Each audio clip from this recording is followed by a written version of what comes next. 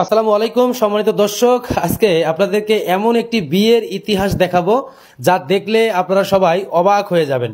আমার সামনে একজন বর এবং একজন বধূ বেশে বসে আছেন। তাদের এই পথটা কতটা কঠিন ছিল সেই বিষয়টা আপনাদেরকে জানাবো। আপু আসসালামু আলাইকুম। ওয়ালাইকুম আসসালাম ভাই। আসসালামু আলাইকুম। ওয়ালাইকুম আসসালাম, কেমন আছেন আপনি? আলহামদুলিল্লাহ ভাই, আপনাদের তো আমি অনেক ভালো আছি। আপনারা ভালো আছেন? আছি আলহামদুলিল্লাহ, ভালো আছি। তো আপনারা এখন কাজী অফিসে, তাই না? জি ভাই, আমরা কাজী অফিসে। তো আমি ভিডিও করতেছি, আপনি প্রশ্ন করবেন না যে আমি কেন ভিডিও করতেছি? হ্যাঁ ভাই, প্রশ্ন তো করবো। তো আপনি আমাদের মধ্যে কাজের মধ্যে ব্যাঘাত ঘটাচ্ছেন কিসের জন্য? মানে ক্যামেরা আমরা ধরে ব্যাঘাত ঘটাচ্ছি না। আমি একটু আগে আমাদের এই কাজী সাহেব আমাকে ফোন করছিল। তো কাজী সাহেব আমাকে বলল যে আমার আজকে বিবাহ জীবনে যতদিন ধরে আমি বিবাহ পড়াই তার মধ্যে থেকে এরকম ইন্টারেস্টিং বিয়ে নাকি উনি কোনোদিন পড়ান নাই। তো সেজন্যই আমি সেই ইন্টারেস্টিং বিষয়টা জানার জন্য আসলাম। আচ্ছা, আমি যতটুকু শুনলাম এই ভাইয়ের সঙ্গে আপনার নাকি প্রেমের সম্পর্ক এবং অবশেষে বিয়ে। প্রেমটা কিভাবে হয়েছিল বলেন তো? হ্যাঁ ভাইয়া, সবকিছু ঠিক আছে। তো পার্সোনাল বিষয়তে ইন্টারভিউ করা আপনাদের ঠিক না ভাইয়া। না, আমরা আসলে জানতে চাচ্ছিলাম আপনার কাছ থেকে। ঠিক আছে ভাইয়া, আপনাদের যেহেতু জানার আগ্রহ, আপনারা আসছেন, ঠিক আছে। আমরা যেহেতু সত্য ঘটনা না তাকে অনেক ইয়া করে কিন্তু আমি পাইছি, সেই হিসাবে আপনাদের জানাটা উচিত ভাই। তার সাথে আমার বাসে পরিচয় হয়েছে। মানে বাসে পরিচয় হয়েছে। সে বিগত 6 বছর পর বাংলাদেশে আসে। আচ্ছা, তার ফ্যামিলির সাথে দেখা করার জন্য, তার ফ্যামিলিও জানে না, সারপ্রাইজ দেওয়ার জন্য এরকম কিছু। তো সে আমার দিকে অনেকক্ষণ তাকাই থাকে। প্রথম দেখাতে হয়তো বা তার ভালো লেগে গেছে এই লিগা। পরে তখন ও মানে ইয়া পাচ্ছে না যে কিভাবে কি বলবে, কিভাবে কথা বলবে। তো ও আমারে জানায় যে আপু আপনার একটু ফোনটা দেওয়া যাবে, আমি একটু 1 মিনিট কল দিব। তা আমার তেমন একটু সুবিধার মনে হলো না, কারণ বাংলাদেশের পরিস্থিতি, দেশের পরিস্থিতি তো জানতেছেন, সবই জানেন আপনারা। তো বলতেছে যে আপু আমি সৌদি আরব থেকে আসছি, তো আমার বাংলাদেশি সিম আমার কাছে নাই, আপনার নাম্বারটা যদি, ফোনটা যদি একটু দিতেন তাহলে আপনার নাম্বার একটা কল দিয়ে আমি ফ্যামিলিকে জানাইতাম, কারণ 2 দিন ধরে ফোনে পাচ্ছে না। ঠিক আছে, তাহলে আমারও মনটা একটু ইয়ে হলো যে ঠিক আছে কথা বলুক, সমস্যা নেই। তো আমি তো জানি না যে সে আবার ওর নাম্বারে কল দিছে। আচ্ছা, তার মানে সে মিথ্যে বলছে আপনাকে? হ্যাঁ, মিথ্যে যে বাড়িতে কথা বলবে এই কথা বলে আপনার নাম্বার থেকে ফোন দিছে। হ্যাঁ, আচ্ছা, তারপরে আপনি জানতে পারেন যে ও অন্য নাম্বারে নয়, তার নিজের নাম্বারে আপনার নাম্বারটা নেওয়ার জন্য কল দিছে। সেটা আমি 2 দিন পর আমি জানতে পারছি।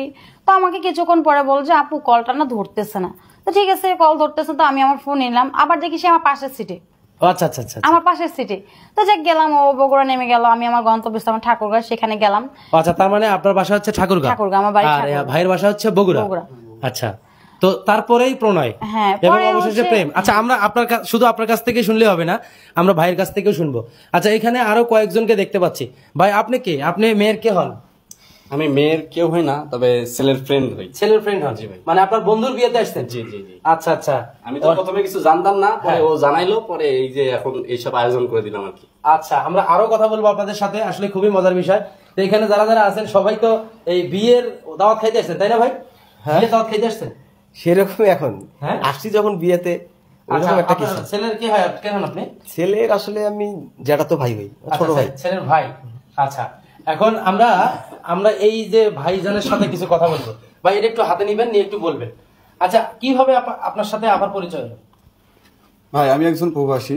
প্রবাস থেকে দীর্ঘ 6 বছর পর আমি বাসায় ফিরি, মানে দেশে ফিরি আর কি। আচ্ছা, দেশে ফেরার পর এয়ারপোর্ট থেকে মানে আমার বাসায় যাওয়ার পর মানে যাইতে আর কি বাসে ওর সঙ্গে দেখা। আচ্ছা, প্রথম দেখাতে অনেক ভালো লাগে, তারপর একটাই মাথার চিন্তা আসে যে যেভাবে হোক কনভেন্স করতে হবে। আচ্ছা, মানে ভালো লাগলে আর কি যা হয়।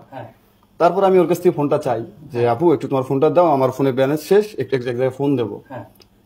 প্রথমে দিতে চাইলো না, তারপর অনেকবার রিকোয়েস্ট করার পর ফোনটা দিল। আচ্ছা, আমি কোথাও ফোন না দিয়ে আমার নাম্বারটা ওখানে মানে ডায়াল করি আর কি। তারপর ফোনটা কেটে দিয়ে বললাম যে আপু আমি যেখানে ফোন দিয়েছিলাম ওখানে ফোনটা ধরতেছে না, আপনি যতটুকু আমার হেল্প করলেন আপনাকে ধন্যবাদ। এই পর্যন্ত। তারপর বাসায় গেলাম, অনেকবার ফোন দিলাম, প্রথমে ফোন ধরতেছে না, অনেকবার গালাগালি। মানে আমি ভাবলাম যে মেয়ে মানুষ যতই গালাগালি করুক তাদের মনটা নরম, যেভাবে হোক কনভেস্ট করবো, মানে আমার ভালো লাগছে। তারপর 8-10 দিন ফোন দিলাম, লাস্টে 13 দিনের মাথায় গিয়ে মানে ভালোভাবে কথা বলা শুরু করলো। তখন আমি বুঝলাম যে না, মেয়ে রাজি হবে। দেখ ওই পর্যন্ত কথা বলতে বলতে একটা প্রেমের সম্পর্কে আমাদের হয়ে যায়। তারপর আজকে আমার দেখা করার কথা, যে বিয়ে করার কথা না, ওকে আমি ডাকছি ওর সঙ্গে দেখা করবো। এখানে আসলাম, এই যে বিয়ে করবো, আগামীকাল আবার প্রবাসে চলে যাব। কারণ মানে বুঝলাম না, আগামীকাল আপনার ফ্লাইট? হ্যাঁ, আগামীকাল আবার ফ্লাইট। আগামীকাল ফ্লাইট, আজকে আপনি আবার ওনাকে বিয়ে করলেন। আপনি ভাই কিছু যদি মনে না করেন, আপনার কি ফুল সজ্জা করতে হবে না? ফুল সজ্জা করবো, কারণ জীবন চলতে গেলে তো ইনকামের প্রয়োজন আছে, আমরা তো প্রবাসী, কারণ ইনকাম করতে হবে। তাই এই কারণে ভাবলাম যে যদি বিয়েটা না করি, মেয়ে মানুষ তো কখন কোথা থেকে অফার আসে, কখন কোথা থেকে ইয়ে আসে, মানে ভালোবাসার মানুষটা হারানোর ভয়, যে বিয়েটা করে যাব তখন আর কি কোনো একটা চিন্তা হবে না। আচ্ছা, তার মানে এটা একটু আমাকে দেন। তার মানে আপনি এটা অন্তত বুঝতে পারছেন যে আসলে ভালোবাসা মানুষকে সংরক্ষণ করতে হয়। আর কিন্তু আপনি জানেন, আপনারা যারা প্রবাসীরা আছেন তারা কিন্তু আমাদের দেশের রত্ন, আপনাদেরকে সংরক্ষণ করাও কিন্তু দেশের কাজ। তো আপুর কাছে আমার অনুরোধ থাকবে, ভাই যেভাবে বললো যে উনি একজন প্রবাসী, আপনাকে সারা জীবন পাশে পাওয়ার জন্য, আপনাকে কাছে রাখার জন্য উনি আগামীকাল চলে যাবে, আপনার সঙ্গে সময় কাটানোর চিন্তাও কিন্তু ওনার মাথায় নাই, কিন্তু উনি আপনাকে সারা জীবন সারা জীবন ধরে রাখার জন্য কাজটা করতেছে। তো আমি ব্যক্তিগতভাবে আপনাকে অনুরোধ করব, উনি প্রবাসে যাওয়ার পরে আপনি এমন কিছু করবেন না যাতে এই লোকটা কোনো আঘাত পায়। আপনাদের প্রেম কাহিনীটা শুনে, আপু শেষ করি, আপনাদের প্রেম কাহিনীটা শুনে যেটা মনে হলো যে আপনারা অনেক কষ্ট করে এখানে আসছেন, তাই না? হ্যাঁ ভাইয়া, অনেক কষ্ট করে। কষ্ট বলতে কি, আমার কিন্তু ছিল না যে তার সাথে বিয়ে করবো। আমার সে অবশ্যই একবার বলছিল, তো আমি বলছিলাম যে ঠিক আছে, তুমি যেহেতু প্রবাসে যাচ্ছ তো যাও, এর পরের বার আইসা কিছু একটা আমরা করি। তো ও বলতেছে ঠিক আছে, ও আমার কিছু বলে না। মূলত সকাল থেকে তার সাথে আমার ঝগড়া ছিল, তো আমার ফট করে বিকেলবেলা বললো আমার সাথে একটু দেখা করো। আমি এসেছিলাম আমার ভাইয়ের বাসায়, তো হঠাৎ করে আমার বলতেছে একটু ইয়ার দিকে চলো, নাওজরের দিকে চলো। যে কেন, আমি নাওজরের দিকে যাবো না, ভাই আমাকে বকা দিবে। কয় না চলো। পরে যাই, তো আমি নিজে সারপ্রাইজ হয়ে গেলাম। মানে আজকের আপনার এই বিয়েটা আপনি নিজে জানতেন? আমি জানতাম না ভাই। আচ্ছা, কাজী সাহেবের মনে হয় সবকিছু লেখাপড়া শেষ। কাজী সাহেব, এখন কি আমরা বিয়ের কার্যক্রমটা দেখবো? অবশ্যই, আমি তো আপনাকে ডাকছি এর জন্য, সেটা হচ্ছে যে আমার জীবনে আমি তো অনেকগুলো বিয়েই পড়াইছি। তো ওনাদের ক্ষেত্রে যেটা আমার মনে হলো আর কি, যে ব্যাপারটা একটু আমার কাছে একটু ইন্টারেস্টিং মনে হচ্ছে। আচ্ছা, এখন ওনাদের কি সমস্ত ডকুমেন্টস আপনি নিছেন, ভোটার আইডি কার্ড এই সেই সবকিছু? হ্যাঁ, আমার সবকিছু নেওয়া হয়ে গেছে, এবং সাথে ওর একজন মনে হয় ভাই সম্ভবত আমার সাথে কথা বললো। আচ্ছা, তাহলে আমরা আর কথা না বাড়াই, আমরা সরাসরি বিয়ের কার্যক্রমটা শেষ করতে চাই। জি অবশ্যই। আচ্ছা, এখন আপনি ওদের স্বাক্ষর নেন, ওদের বিয়েটা পড়ান, আমরা দেখতেছি। ঠিক আছে, ইনশাআল্লাহ। আমার লেখালেখি সব শেষ হয়ে গেছে। ভাই আপনারা তো আগে যাবেন, আপনারা মিষ্টি মুখ করে যাবেন। আচ্ছা, আমরা আসি, মিষ্টি খেয়ে যাবো। তারা সাইন করেন, সাইনটা শেষ হোক, তারপরে আমরা কথা বলি। সাইন করেন। আচ্ছা, আচ্ছা,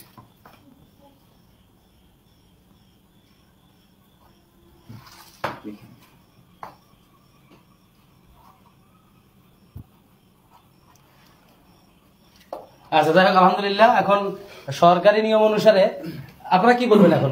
এখন তো তাদের কোনো বাধা নাই? না, বাধা নাই, তবে ব্যাপারটা হচ্ছে ছোট ভাই এতদূর আগে গেছে, এটা যদি আরো আগে বলতো আমি হয়তো বা আমার বাড়িতে বলে ম্যানেজ করতে পারতাম। একটা কষ্টের বিষয় হলো আজকে বিয়ে করে কালকে ফ্লাইট, বউ রেখে চলে যাবে, অবশ্যই আমার ভাইয়ের মনে একটা দাগ থাকবে। আর কিছুদিন আগে বললে অন্তত বাড়িতে নিয়ে না হলেও আশেপাশে কোথাও 2-1 দিন বউয়ের সঙ্গে সময় কাটাতে পারতো, সেটা হলো না। যাক, আল্লাহ ভরসা, দোয়া করবেন যেন ভাই আমার আবার তাড়াতাড়ি ফিরে আসতে পারে। আচ্ছা, ইনশাআল্লাহ আমরা দোয়া করি। ভাই আপনারা দাঁড়ান, আগে যাবেন না। বাবু, সবাইকে মিষ্টিগুলো দাও তো। দিচ্ছি ভাই। হ্যাঁ,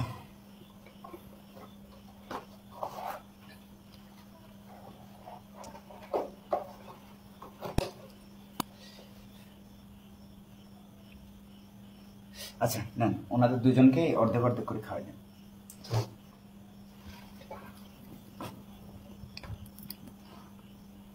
আচ্ছা দাঁড়া, আর একটা জিনিস আছে।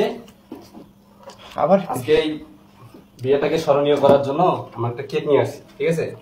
কেকটা কেটে আজকে বিয়েটা স্মরণীয় ভাবে রাখবো। এটা আমাদের বন্ধুদের সারপ্রাইজ। বন্ধু নাও। আসলে খুবই চমৎকার একটা মুহূর্ত পার করতেছি এখানে। এই যে নবদম্পতি, তাদের বিবাহের পর এই তারা এখন কেক কাটা নিয়ে ব্যস্ত। আসলে বন্ধু বান্ধব চাইলেই দেখেন কত কিছু করতে পারে। একজন প্রবাস ফেরত বন্ধু বা একজন প্রবাসী বন্ধুর জন্য আর অন্যান্য বন্ধু বান্ধবের যে সহযোগিতা, এটা আসলে একটা মনে রাখার মতো। এই সবাই একটু তালি দেন, তালি দেন, এই তালি দেন, সবাই তালি দেন। কাজী সাহেব নেন। না, উনি খাচ্ছে না, হয়তো ওনার কোনো প্রবলেম থাকতে পারে। আচ্ছা, যাই হোক, হ্যাঁ হ্যাঁ, আচ্ছা এখন দোয়াটা করে দেন। সবাই হাত তুলি। আল্লাহুম্মা আমিন। আল্লাহুম্মা আমিন।